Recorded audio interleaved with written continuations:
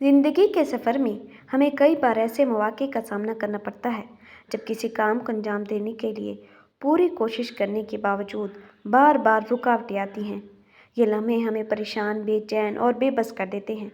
जानते हैं, इसमें एक गहरी हिकमत पोशीदा हो सकती है जो अल्लाह ताला की तरफ से हमारे लिए एक इशारा हो सकती है। जब हम किसी काम को पूरे दिलो जान से करने का इरादा करते हैं और तमाम तर वसाइल इस्तेमाल कर लेते हैं, मगर वो काम पाए तकमील तक नहीं पहुंचता, तो ये गौर फिक्र करने की बात है। ये रुकावटें महज इत्तेफाक नहीं हो सकती।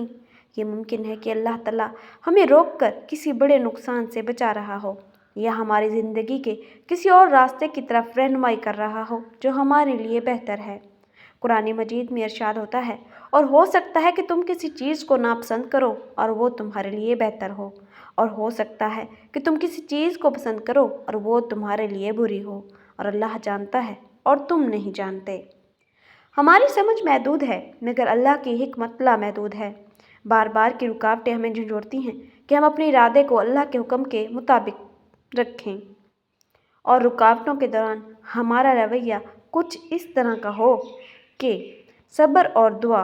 सब्र करना, अल्लाह से रहनुमाई तलब करना ज़रूरी है।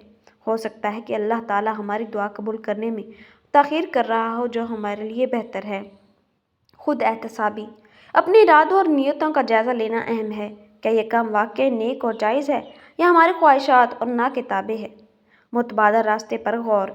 अगर किसी काम में बार बार नाकामी हो रही हो तो हमें दीगर इम्कानात पर गौर करना चाहिए। शायद अल्लाह ताला किसी और रास्ते पर चलने की तरगीब दे रहे हों। नुकसान से बचाओ।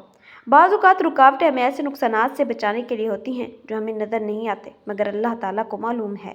अल्लाह ताला अपने बंदों से बेपनाह मोहब्बत करते हैं और हमें नुकसान से बचाने के लिए मुख्तलिफ़ तरीक़ों से इशारा करते हैं। बार बार की रुकावटें उनमें से एक इशारा हो सकती है। ये हमारा काम है कि हम इन इशारों को समझें, अपनी नीयतों का जायज़ा लें और अल्लाह की हिकमत पर भरोसा रखें। उसके फ़ैसलों में सुकून है और उसकी मर्ज़ी में खैर है। जज़ाकल्लाह।